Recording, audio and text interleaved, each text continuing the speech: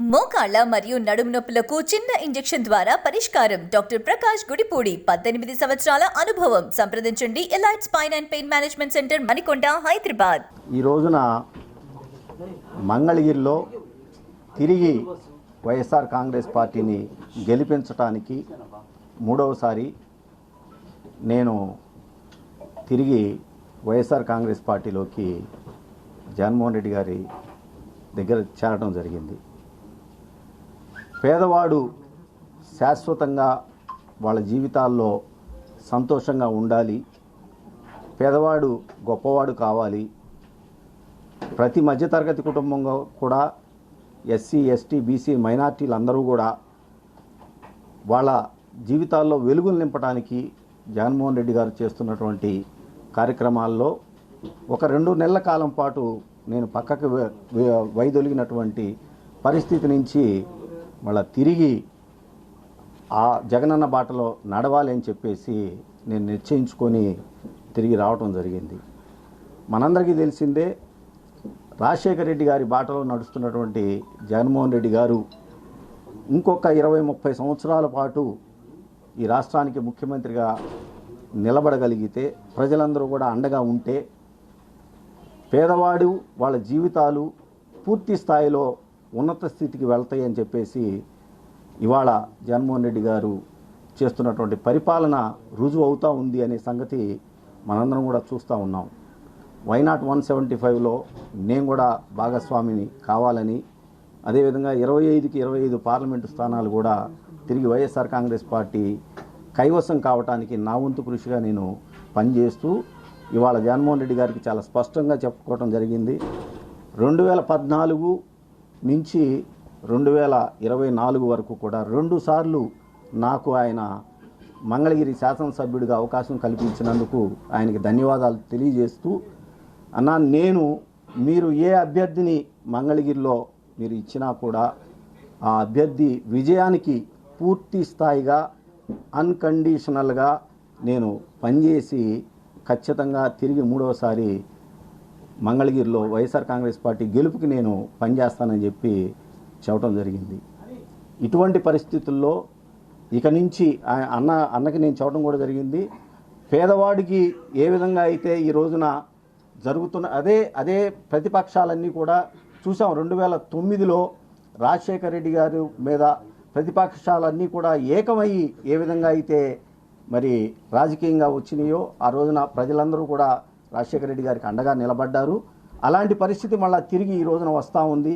ఈ రాష్ట్రంలో పేదవాడికి మంచి జరగకూడదు, మధ్యతరగతి వాడికి ఎవరు అండగా ఉండకూడదు, మధ్యతరగతి వాళ్ళు ఎస్సీ, ఎస్టీ, బీసీ, మైనార్టీలు ఎవరు కూడా రాజకీయంగా, ఆర్థికంగా, సామాజికంగా ఎదగకూడదు అని చెప్పేసి ఈ ప్రతిపక్షాలన్నీ కూడా చేస్తున్నటువంటి ప్రయత్నాన్ని తిరిగి ఎండగట్టాలి, వాటికి ఎదురుగా నిలబడాలి అని చెప్పేసి భావిస్తూ జగన్మోహన్ రెడ్డి గారి సారథ్యంలో అన్కండిషనల్గా పనిచేయడానికి, అదేవిధంగా మంగళగిరిలో మళ్ళా చెప్తా ఉన్నాం, తిరిగి 2024లో కూడా నేను వైఎస్ఆర్ కాంగ్రెస్ పార్టీ అభ్యర్థి గెలుపుకి నేను కృషి చేస్తాను, పనిచేస్తానని చెప్పి తెలియజేసుకుంటూ, 19లో ఒక ఓసీ చేతిలో ఏ విధంగా అయితే తెలుగుదేశం పార్టీ నారా లోకేష్ గారు ఓడిపోయారో రాసిపెట్టుకుండి, మళ్ళా 24 ఎన్నికల్లో బీసీ సామాజిక వర్గానికి చెందినటువంటి అభ్యర్థి చేతిలో నారా లోకేష్ గారి ఓటమి ఖాయం అని చెప్పేసి ఈ సందర్భంగా తెలియజేసుకుంటా ఉన్నాను.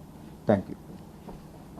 ఓన్లీ మంగళగిరి వరకేనా సార్, ఇంకా మిగతా గుంటూరు పార్లమెంట్కి సంబంధించి నియోజకవర్గాలు, అలాగే పొన్నూరుకు సంబంధించి అభ్యర్థి ఎంపిక చెప్తారండి, అది చెప్తా ఉన్నారు. రీజనల్ కోఆర్డినేటర్స్ తోటి మాట్లాడుకొని ఏ నియోజకవర్గాల్లో నేను నా సేవలు పనికి వస్తాయని చెప్పేసి పార్టీ భావిస్తూ అన్ని చోట్ల తిరిగి నేను పనిచేయడానికి రెడీగా ఉన్నాను. వర్ధిల్లాలి ఆర్కే గారి నాయకత్వం, వర్ధిల్లాలి ఆర్కే గారి నాయకత్వం, జై జగన్, జై జగన్, జై జగన్, జై జగన్, జోహార్ వైఎస్ఆర్.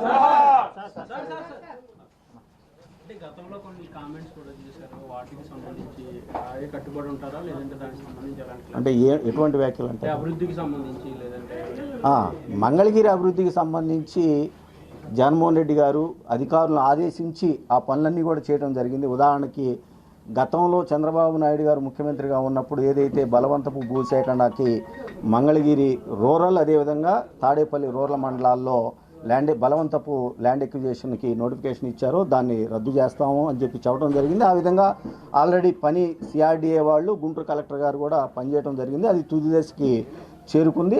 అదేవిధంగా మంగళగిరి డెవలప్మెంట్కి సంబంధించి కూడా పూర్తి స్థాయిలో అంచనాలు అవి సిద్ధమైపోయి పనులు కూడా ఆల్రెడీ స్టార్ట్ చేశారు కాబట్టి అది ఆ దిశగా ఇవాళ పనులు పూర్తి స్థాయిలో అయిపోవస్తాం.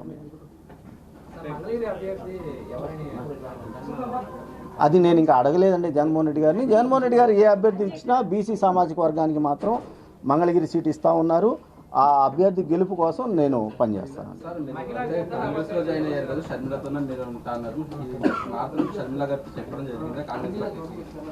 నేను చెప్పలే, అదే ఇందాక అన్నానండి. 2009లో రాజశేఖర రెడ్డి గారిని ఓడించడానికి అప్పుడు ఉమ్మడి రాష్ట్రంలో ఉన్నటువంటి పార్టీలన్నీ కూడా ఎలా ఏకమైపోయినాయో ఇవాళ తిరిగి జగన్మోహన్ రెడ్డి గారిని ఓడించడానికి ఈ రాష్ట్రంలో ఉన్నటువంటి పార్టీలన్నీ కూడా ఏకమైనవి.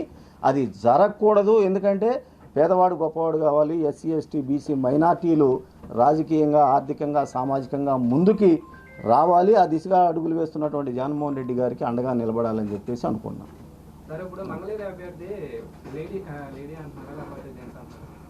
అది నాకు తెలియదండి. అదే అన్నాం, జగన్మోహన్ రెడ్డి గారు వైఎస్ఆర్ కాంగ్రెస్ పార్టీ ఎవరికి మంగళగిరి సీట్ ఇచ్చినా కూడా బీసీ సామాజిక వర్గానికి సంబంధించి వాళ్ళ గెలుపు కోసం 100కి 100% పనిచేస్తాము.